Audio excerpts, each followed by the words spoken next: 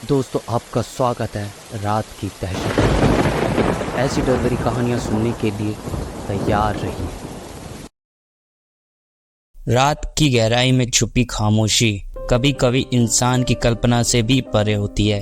शहर के केंद्र में बसा शांति नगर एक आधुनिक और बड़ा इलाका था, जहां बड़े बड़े लोग और मशहूर हस्तियां रहती थीं। लेकिन इस शांति नगर के बीच में एक ऐसा कौन था जो हमेशा अंधेरे में डूबा रहता था। वह जगह थी मृत्युवन, एक पुराना त्यागा हुआ शमशान, जहां दशकों से किसी ने कदम नहीं रखा था। इस शमशान के बारे में कहा जाता था कि यहाँ एक अघोरी साधक स्वामी कर्णनाथ ने सालों पहले तंत्र साधना की थी। वह साधना असफल हो गई और उसकी मृत्यु वहीं हो गई, किंतु मरने से पहले उसने उस जगह को अपने क्रोध से शापित कर दिया था। जिसने भी वहां कदम रखा वह जीवित नहीं लौटा। अर्जुन और मीरा दोनों शादीशुदा कपल थे। दोनों ही अमीर परिवार से थे।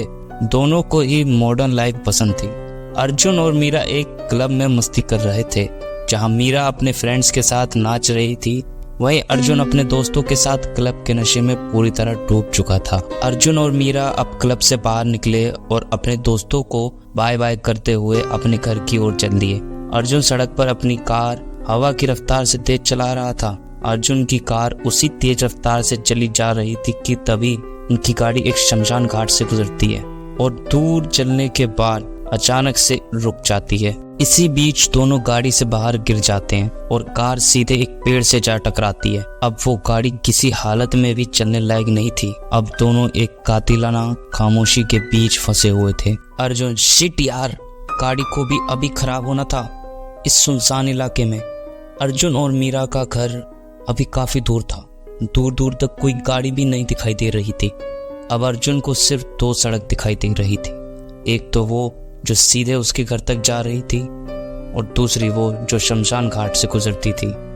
इसी बीच उन दोनों के अलावा कोई तीसरा भी उस रास्ते पे जा रहा था कि तभी अर्जुन ने उस आदमी को रोका जो पूरी तरह कंबल से ढका हुआ था और उससे कहा, अबे ओए, ये शांति विला हाउस के लिए छोटा रास्ता कौन सा पड़ेगा।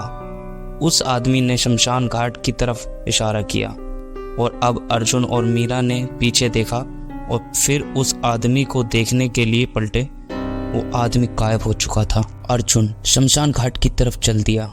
मीरा ने उसे रोका, रुक जाओ, कोई भी अनजान आदमी तुम्हें कहेगा ये शॉर्टकट रास्ता है तो तुम मान जाओगे।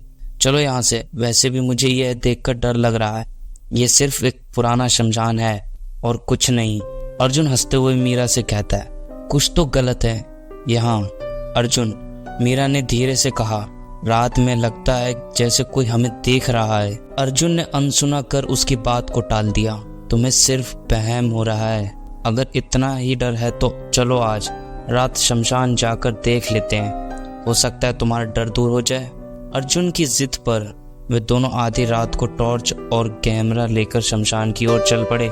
जैसे ही वे शमशान पहुंचे, चारों ओर भयानक सन्नाटा और अजीब सी ठंडक महसूस हुई।